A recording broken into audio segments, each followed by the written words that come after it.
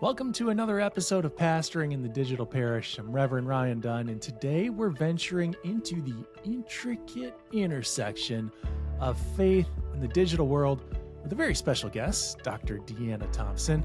Deanna brings a unique perspective to our discussion, having been ministered to through digital means during her ongoing battle with an incurable form of cancer.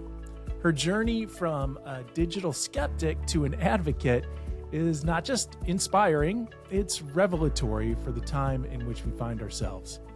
We'll explore strategies for engaging with younger or digital natives. We will discuss the need for guiding conversations on ethical behavior online and how religious institutions might shepherd their flocks in the new virtual parish.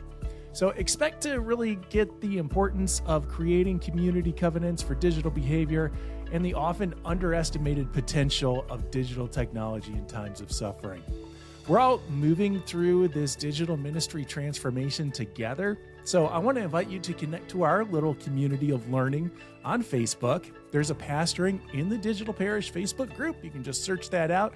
Join the conversation there. We're trading ideas, getting answers to questions, and sharing some of our digital ministry successes. In this episode, we're getting ideas from Dr. Deanna Thompson. She's an author, speaker, and the director of the Lutheran Center for Faith, Values, and Community, and Marty Regents Chair of Religion and the Academy at St. Olaf College in Northfield, Minnesota. Several years ago, she wrote a book called The Virtual Body of Christ in a Suffering World. You should add it to your digital ministry library if you haven't already. It has sound ideas for how we can support one another online, and it provides some great real-world justification for the continuance of ministry that focuses on digital spaces. So join us as we seek understanding and share some insights with Dr. Deanna Thompson on the challenges and triumphs of pastoring in the digital parish. Dr. Deanna Thompson, thank you so much for joining us on Pastoring in the Digital Parish. Before we get into the deep theological, practitioner conversation, how goes it with your soul? It's great to be here, Ryan. Thanks for the invitation. You bet. Well, part of maybe what we'll get to in terms of the book, part of my passion around digital technology has to do with my own experience of living with an incurable form of breast cancer. And I was in remission number 4, and I just went out of remission number 4. So I'm being treated for new tumors that have come on my back and hoping that the new medication will take care of those. So hoping for remission number 5. Alongside you. So in the midst of that, thank you so much for being here and taking this time with us. You mentioned that a lot of your experience into digital ministry has come through the lens of this at times needing to be removed from the traditional form of the ways in which we gather for safety's sake and comfort's sake and health's sake. And out of that experience, you did write a book 8 years ago, The Virtual Body of Christ in a Suffering World. The world has shifted a little bit since when that book came out in terms of the way that we think about digital community and how we build relationship in digital spaces. How has your perspective on digital ministry changed since the book came out? What might you add today? Yeah, it's a great question. I was a digital skeptic before I got sick, and then after I got sick, I became converted to the potential power of digital technology to really help care for people when they're really suffering. And pre-pandemic, I was trying to reach a largely skeptical, non-evangelical mainline Protestant audience, many of whom were really working on functioning websites at that point and not really very interested in thinking about digital connection in any kind of substantial or meaningful way. And so one of the big things that has changed just in terms of the conversations I'm having is that with the pandemic, most everyone has now experienced life online. And that was not the case. Mm. Very few of us had done Zoom and had done all these other things that now most of us have done during the pandemic. And one of the things I find really interesting is there are still many skeptics, and I'm sure we'll talk more about that. At the same time, with some asking some good questions, some digging, some probing, I find that with most everyone, we can get to some sort of affirmation about the ways in which digital online connections can be really helpful, can be meaningful. So many people had really surprising experiences during the pandemic. I never would have Mm. imagined that I could connect with my siblings, and now we meet every week on Zoom. I mean, I hear this kind of Yeah, that's stuff. my family story exactly. Yes. Yeah. I hear that kind of stuff every day. And that really shifts the conversation because people, I think, are more willing to consider that this is our reality, that these digital spaces are part of our lives, and that they have the potential to be meaningful spaces, to allow us meaningful connection. For me, has shifted a bit more is that I talk in the book about two major approaches to our technological reality. And one is being more of a determinist, being a technological determinist. And that means, the space or the digital tools we use kind of shape our interactions. And Mm. this is where we get a lot of critique. It's not as good as in person. It has all these bad characteristics. And the other side is technological instrumentalist. And that's where I fall, is more on the instrumentalist side. And that means that I think these are tools that we can use to, when used well, I don't think every situation with digital technology is awesome. Yeah, I think there for are sure. ways it falls woefully short of offering meaningful connection. But I do think that we do have control and agency over how we use these tools.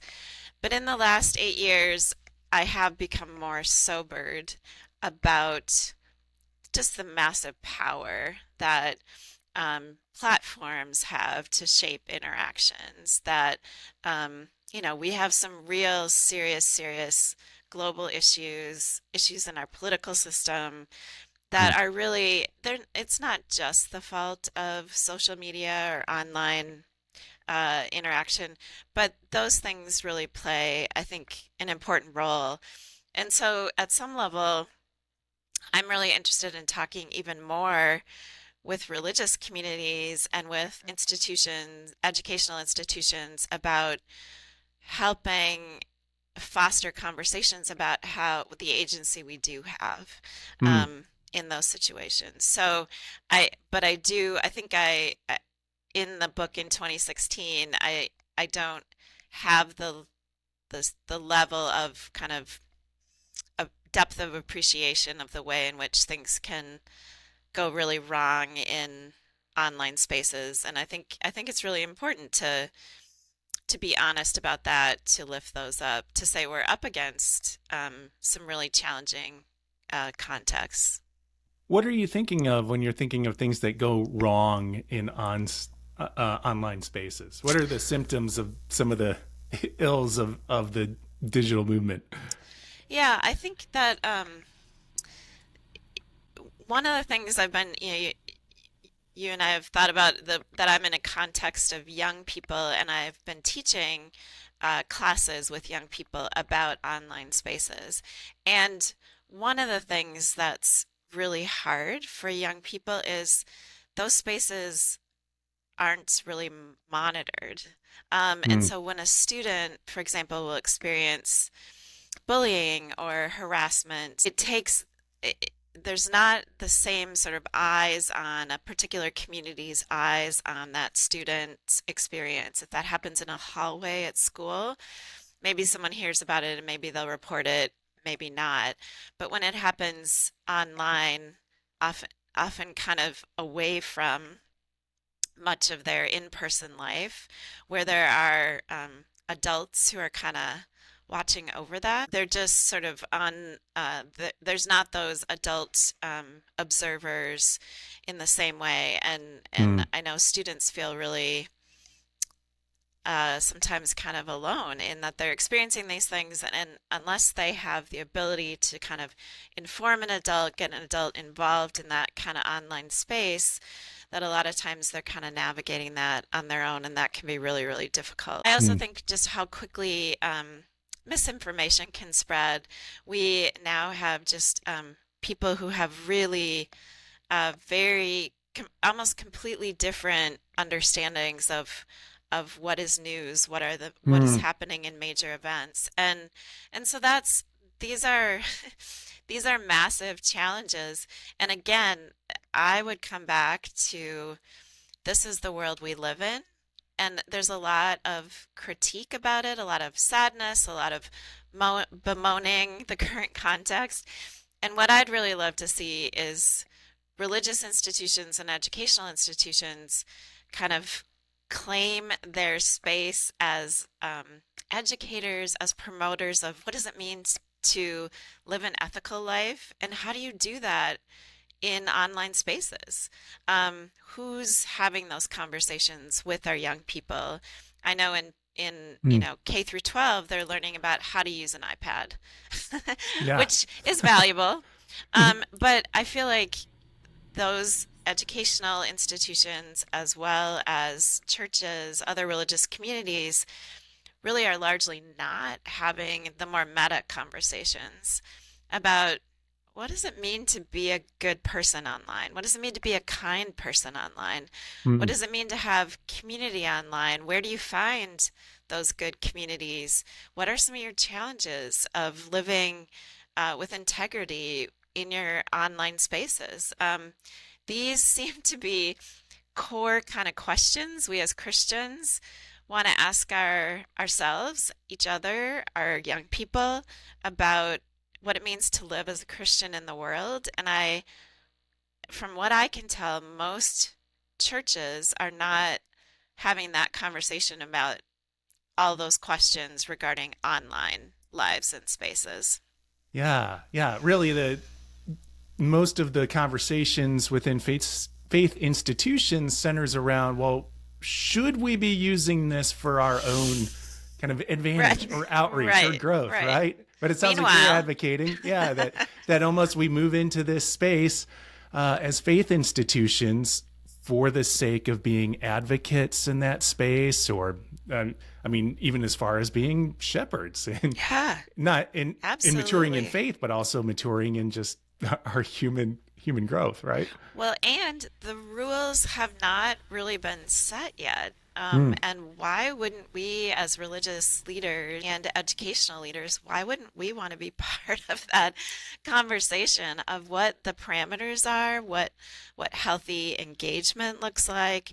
Yeah, so this is one of the things for me where that agency or the technological instrumentalist in me comes out and says, I do feel like the institutions I'm often a part of or talking to feel like they're kind of throwing up their hands like it's a mess.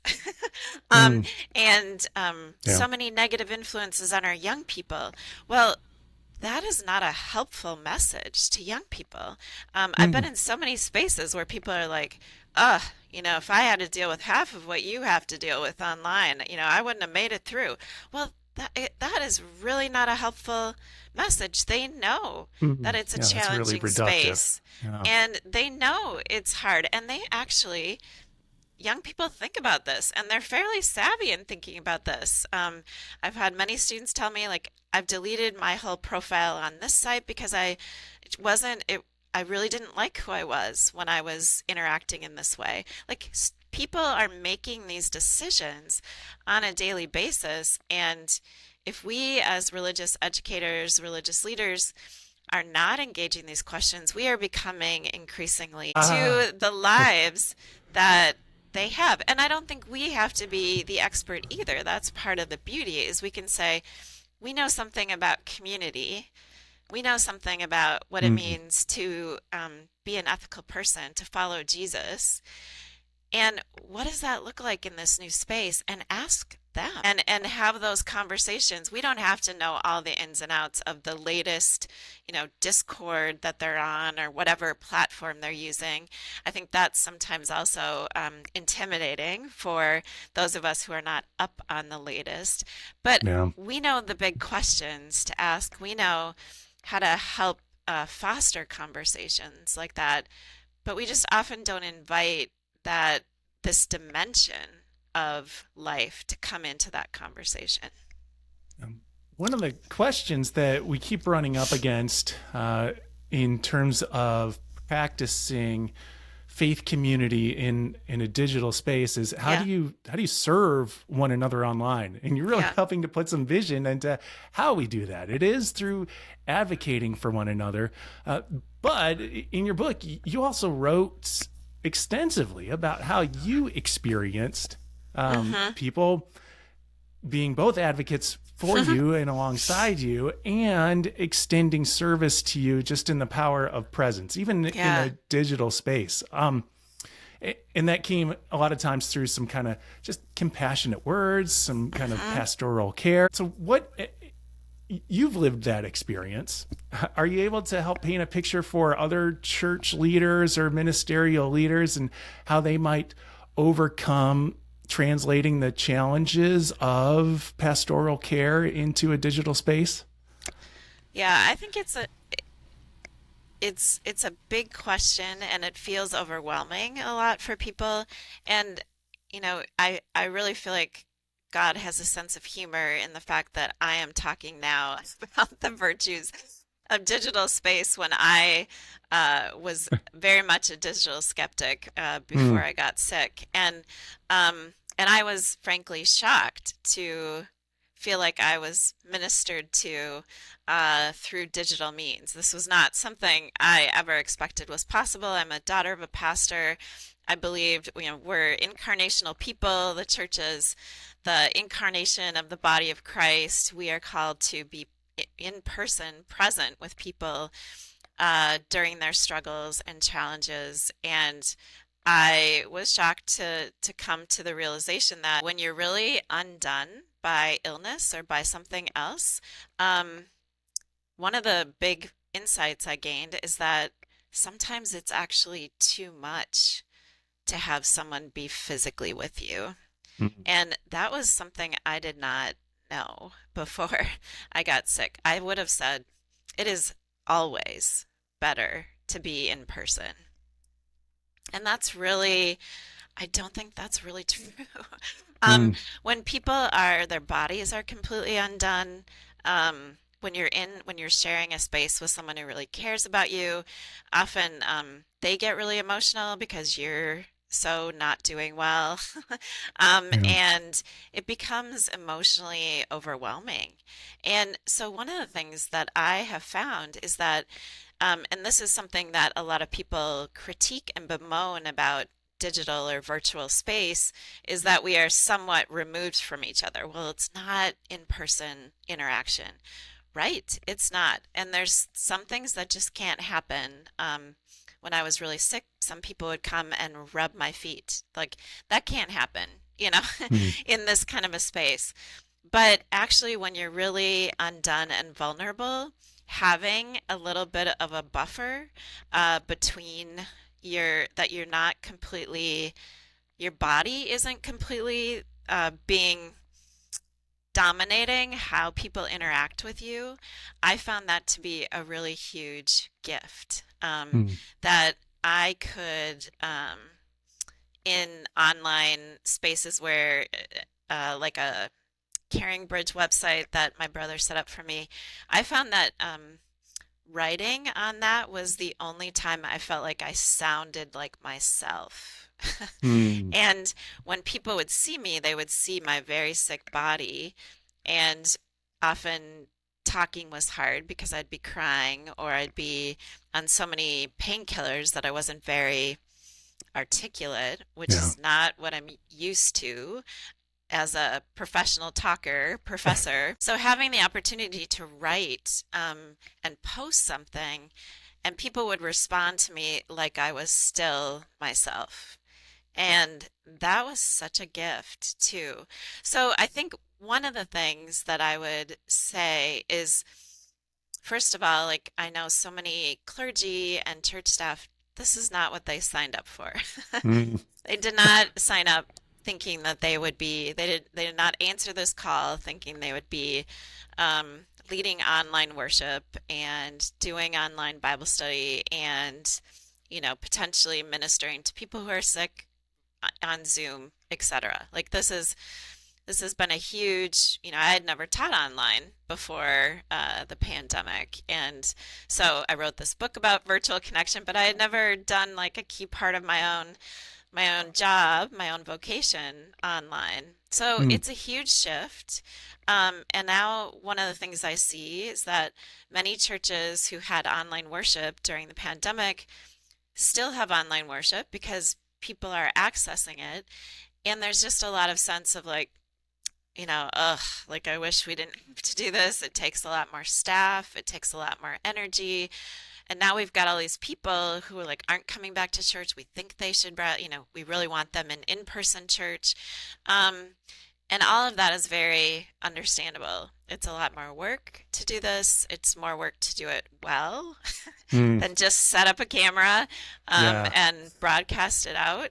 If you're doing different camera takes and all of that kind of stuff takes a lot of work. I think what we're in right now is a space where we know that digital connection, A, we can do it, and B, that sometimes it can be really helpful. So I think where we're at right now is really in that discernment phase of trying to figure out how do we best use this tool to Mm. help us live out our mission.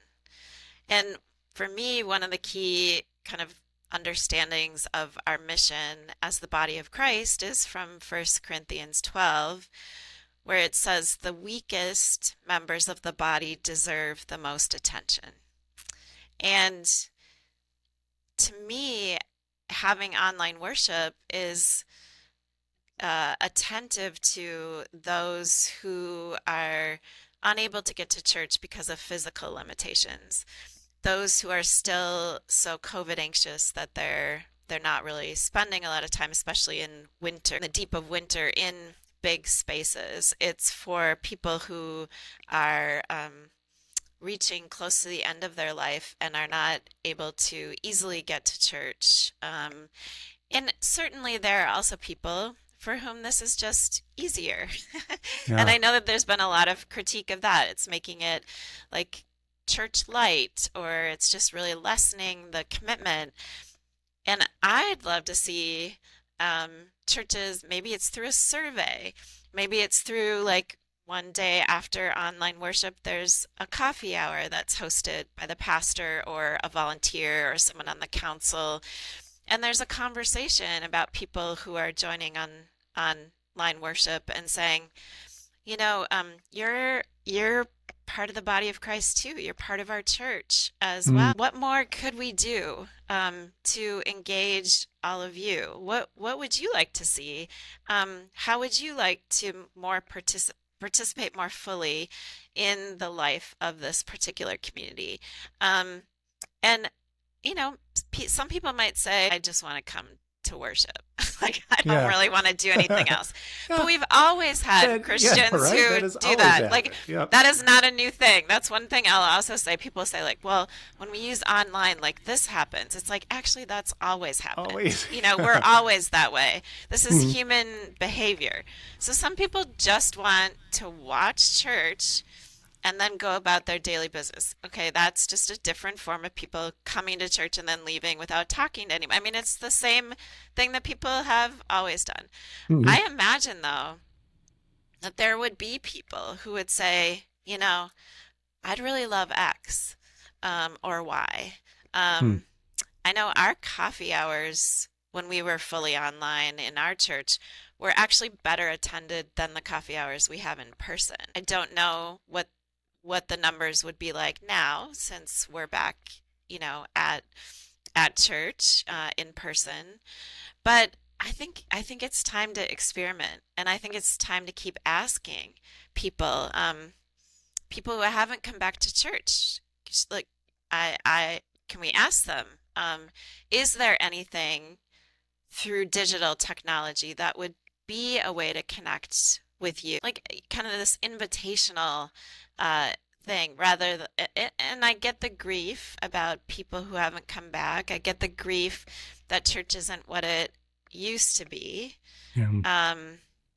I'm a go to church every week kind of person, and it's sad for me. I miss people who haven't come back. At the same time, we went through a massive global upheaval, and things may never go back to the way they were. So, Mhm. how do we continue to live out our mission as the body of Christ in this changed world? And I think our digital tools can potentially be really helpful to us. Yeah. You express that so well.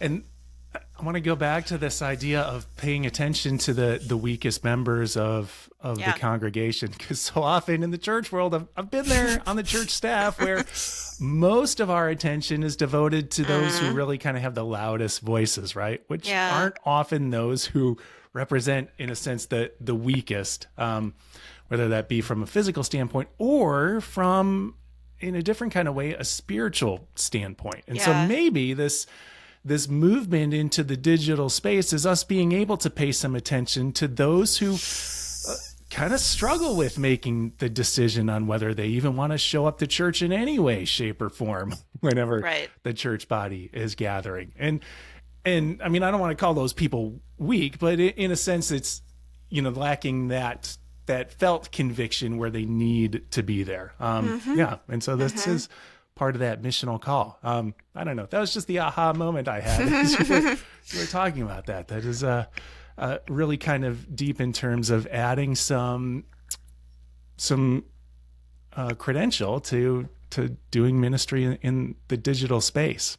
Well, and I would also say, this is something I talk about in the book as well, is, you know, it is intimidating when church staff feel like they don't have great skills for this kind of stuff. I mean, this is huge. Yeah. Weren't trained on it, and then just have had to learn it on the go. So a lot of church staff now actually do have a certain amount of skills in this area just by having to do this, being forced into it. And some may really have resisted, may really have not. And I've talked to many clergy who've said like it felt soulless, to kind of speak in an empty church Oh, to yeah. a video camera, and read a prayer and then turn it. Someone else would put it all together. This whole, and this is totally understandable. This is where, as a Lutheran theologian, like the priesthood of all believers, that all of us are called with different gifts. There are lots of folks in, I would think, most every congregation that have skills to run a Zoom, to do other kinds of things. And so if pastors are like, we're really focused on in-person worship, we do have this online presence, see if there's someone in your church who this is a way that they could participate in the life of the church, is they could lead a Zoom coffee hour. And they could start the Zoom, and there could be, 2 or 3 questions. They could put people in breakout rooms. They could, and so that doesn't have to be church staff. Many of us do this for our day job. We set up Zooms, we put people in breakout rooms. We know how to do this kind of work. And so I think that this is where we could tap people in our congregations who just, this is now, part of their daily life, is that they get on Zoom and they talk to people. They have meetings, they go to things online. And so, and I've heard of places too that have said, well, we tried an online Bible study post-pandemic and no one came. I think everyone's super tired of Zoom. I think Yes, and we just did an event last week through the center that I run at St. Olaf. We had 150 people sign up for the Zoom conversation. I think, part of it's winter in Minnesota. Right. That would Well, motivate that. they're missing people. Yeah, it's a Less way to so in relate. June, probably. But I think, yeah, I think it's in a time of experiment of how to use this as a tool, not the only tool, not the only way to communicate, but how can a church say, here's our mission, and how do we use digital tools to help us better live out that mission than we can without the tools? Oh, that's so important. Well, you've mentioned a couple times working with younger people. What are some strategies that you would suggest for engaging these younger generations? Oftentimes they're digital natives. So how do we Hmm. engage them in the life and ministry of the church online? Yeah, it's a great question. And there's lots of different layers to this. I think one of the places I would start is having us think a little bit more about that term digital native. Um, so I'm a native English speaker, and for all my years K through 12 and many semesters in college, I had English class. Um, in other words, if you're a native speaker of a particular language, literally no one thinks that you're just gonna know what to do with Yeah. that language. That you're just gonna know all the ways that the right ways to use it, how to use it in all its forms. This is something as educators we take incredibly seriously is how to help people learn how to communicate Mm. effectively, well, in religious circles with kindness and compassion. So I think sometimes when we say our young people are digital natives, then we kind of say, so then they just get it. They just know. Well, they might know well how to use an iPad and they might know about Discord and they might know about all these different online spaces and apps. But this part kind of blows my mind that as adults who care about education and formation, um, we haven't really picked up this mantle Mm. of saying we are kind of responsible for helping guide our students in how to communicate in this space. And again, this is where I think many of us say, well, I'm not on Discord, I'm not on, so I have nothing really to say. Mm. Um, but this is so I really think that we are called to in our formation work in religious communities, in our education work, is to kind of be unafraid of having these conversations with our young people. And they would be starting with asking questions with really young people, like what are your favorite games that you play online? How much do you use technology or go online or use the internet like in your school life at home? What does your family do online? How do you and we just have a conversation and start to learn um, how are our families thinking about this? Mm. We can talk to parents and say, how do you think about this with your kids? Do you have kind of boundaries on how much screen time? I mean, I haven't heard at a lot of churches, we're having these conversations of parents, like, how do you equip them? Mm. I remember learning just happenstance from someone in my congregation when my kids were getting cell phones that they had a covenant that they made with their kids when they got cell phones. So the covenant said, we won't have our phones at our dinner table. Um, the phone won't be out while I'm driving you to X, Y, or Z. We will be talking, and the phone Mm. will be outside your bedroom door by 9 p.m. at night. Like just these things, these parameters. And so I think we're really missing an opportunity and kind of leaving in a lot of cases our kids, like parents, many of them put kind of parameters, this much screen time, block certain things. But I think we could even have more of these meta discussions about when, what is an example of a loving thing that happened in an online space and what made it Hmm. loving? Um, you know about who Jesus was. Like, do you see people acting like Jesus online? What does that look like? Um, and with our teenagers, as I mentioned before, many of them think very deeply about these questions and navigate a lot of kind of heavy issues um, without a huge amount of parental or other adult engagement in these things. So I had one student tell me a couple years ago about how, to what extent her mother tracked her on her phone and the way in which she would end up like putting the phone at a friend's house and then going to do something else and like this elaborate um and it it was kind of funny in the classroom when she was talking about it, 'cause kind of laugh of recognition, I think, by a number of other students. Oh, all But right. there was also a kind of sadness of like, I would love to be trusted a little bit, that I don't feel trusted to make my own decisions. And like, so these conversations, I think we could be having in religious spaces.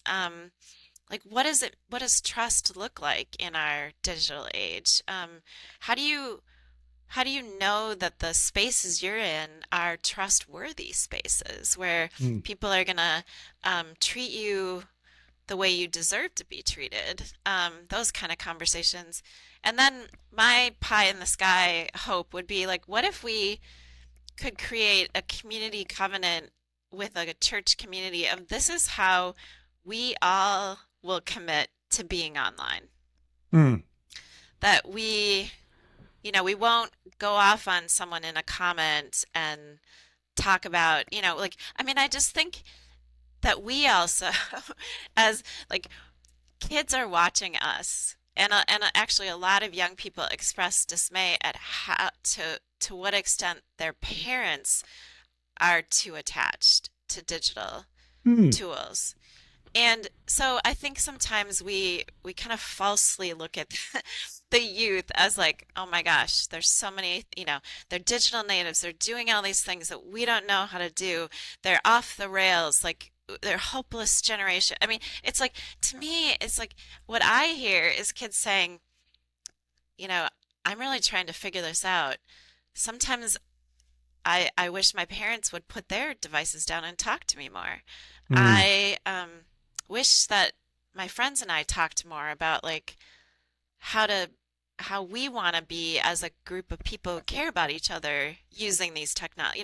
So I hear all these desires to live lives of kindness and compassion and beauty, and they know that this is a part of that, but they don't know exactly how it should always be a part.